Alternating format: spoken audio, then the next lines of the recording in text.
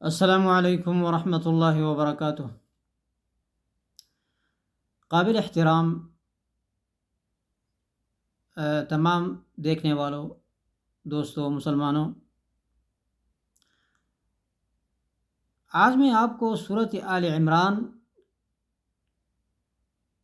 کی آیت نمبر 13 سے لے کر 17 تک مختصر تفسیر آپ کے سامنے رکھنا چاہتا ہوں۔ ان 4 آیتوں میں اللہ تعالیٰ نے جو نصیحت کی ہے اور جس بات کی طرف اللہ تعالیٰ نے توجہ دلائی، اس میں بہت بڑی عبرت ہے۔ سب سے پہلے اللہ تعالیٰ نے فرمایا کہ دنیا میں جو دنیوی چیزیں ہیں لوگوں کو وہ پسند ہیں، لوگ ان چیزوں سے محبت کرتے ہیں، لوگ چاہتے ہیں کہ ہمیں وہ چیزیں مل جائیں۔ سب سے پہلے عورتیں، پھر اولاد، پھر خزانے جو کہ جمع کی گئی ہیں، سونا چاندی، جیسے آج کل پیسے، روپیہ، ڈالر، ریال وغیرہ، اور نشاندار گھوڑے جیسے آج کل گاڑیاں ہیں۔ ہر ایک چاہتا ہے کہ میرے پاس سب سے اچھی گاڑی ہو، مہنگی گاڑی ہو۔ اور اس کے بعد مویشی، اس کے بعد فصل، کھیتی باڑی، یہ سب لوگ ان چیزوں کو پسند کرتے ہیں۔ لوگوں کے شہوات یہی بن گئی ہے، ہر آدمی چاہتا ہے کہ مجھے یہ مل جائے۔ اللہ نے فرمایا کہ ذالک متاع الحیات الدنیا، یہ سامان ہے دنیا کی، یہ دنیوی سامان ہے۔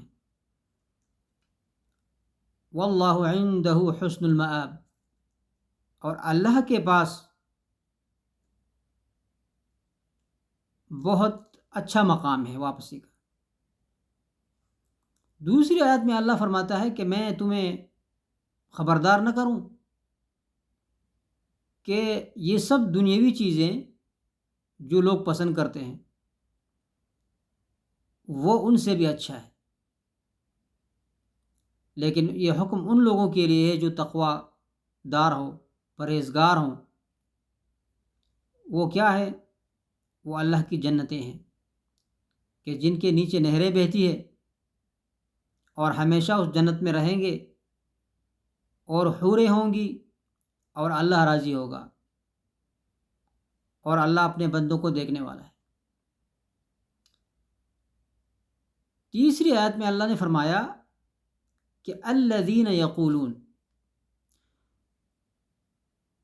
وہ لوگ، مومن لوگ جو کہتے ہیں ربنا اننا آمنا، اے ہمارے رب ہم نے ایمان لایا، فاغفر لنا ذنوبنا، ہمارے لیے ہمارے گناہوں کو معاف فرما، وقنا عذاب النار، اور آگ کے عذاب سے ہمیں بچا۔ یہ بہت بہترین اور زبردست دعا ہے کہ ربنا اننا آمنا فاغفر لنا ذنوبنا وقنا عذاب النار۔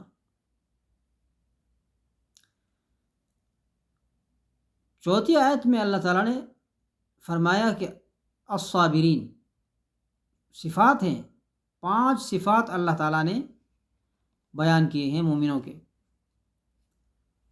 اور بہت زبردست صفات ہیں۔ صفت نمبر 1، الصابرین، جو لوگ صبر کرتے ہیں۔ کیسے صبر کرتے ہیں؟ مصیبت، ایک تو صبر مصیبت کے وقت ہے، وبشر الصابرین، صبر کرنے والوں کو خوشخبری سنا، الذین اذا اصابتهم مصیبۃ قالوا انا للہ وانا الیہ راجعون، جب ان کو مصیبت پہنچتی ہے تو وہ کہتے ہیں کہ ہم اللہ کے ہیں، ہم اللہ کے لیے، اور ہمیں اللہ کی طرف لوٹ کر جانا ہے، ہمیں اللہ کی طرف رجوع کرنا ہے۔ یہ لوگ صبر کرنے والے ہیں۔ دوسرے نمبر اللہ نے فرمایا کہ والصابرین فی البأساء والضراء وحین البأس، جو لوگ فقر، جو غربت کے دوران، غربت کی حالت میں صبر کرتے ہیں۔ صبر کا کیا مطلب؟ کہ شکوہ نہیں کرتے، شکایت نہیں کرتے کہ یہ کیا ہوا، ہم نے کیا کیا ہے کہ ہمیں کچھ نہیں ملتا، فلاں کو بہت ملتا ہے ہمیں نہیں ملتا، اس کو شکوہ کہتے ہیں۔ اور صبر کیا ہے؟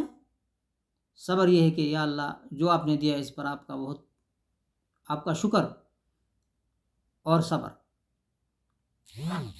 جو آپ نے دیا ہے اس پر ہم راضی ہیں، اس کو صبر کہتے ہیں۔ والضراء، اور جو تکلیف جب انسان کو پہنچتی ہے، انسان بیمار ہو جاتا ہے، کوئی اور تکلیف پہنچ جاتی ہے، تو وہ صبر کرتا ہے، شکایت نہیں کرتا، شکوہ نہیں کرتا اللہ سے۔ اور تیسرے نمبر پر وحین البأس، جنگ کے دوران جب وہ لڑ رہا ہے اللہ کے راستے میں، تو جو تکلیف پہنچتی ہے اس پہ وہ صبر کرتا ہے۔ اسی طرح صبر کا جو معیار ہے وہ اپنے اندر انسان لا سکتا ہے۔ باپ نے کوئی بات کہی تو بیٹے کو مارا، بیٹے نے صبر کر دیا، اور کرنا بھی چاہیے۔ بڑے بھائی کو صبر کرنا، اسی طرح ہر بڑے کو آپ صبر کرنا۔ اسی طرح خاوند نے کچھ بولا، شوہر نے بولا، بیوی نے صبر کر دیا۔ ساس بہو کا جو مسئلہ ہے، ساس کچھ بولی، بہو نے صبر کر دیا۔ ان جیسے لوگوں کے لیے اللہ کی طرف سے کیا ہے؟ بشارت ہے، خوشخبری ہے کہ تم پر اللہ کی رحمتیں ہوں گی۔ یہ ہے صابرین۔ دوسری صفت ہے والصادقین، سچے لوگ، جو سچ بولتے ہیں، یعنی جھوٹ نہیں بولتے۔ سچ بولنا یہ اللہ سچ بولنا پسند کرتا ہے، اور اس کی تشریح کی ہے رسول اللہ صلی اللہ علیہ وسلم نے کہ ان الصدق یہدی الی البر، جو سچ ہے وہ آپ کو نیکی کی طرف لیتا ہے، وَإِنَّ الْكَذِبَ یہدی الی الفجور، اور جھوٹ جو ہے آپ کو گناہ کی طرف لے جاتا ہے۔ آپ دیکھیں جو آدمی فاجر ہے وہ ضرور جھوٹ بول رہا ہوگا، جو آدمی نیک ہے وہ صادق ہیں، اچھا عمل ہے، اس کی سچائی جو ہے وہ اچھے عمل کی طرف اس کو لے جاتی ہے۔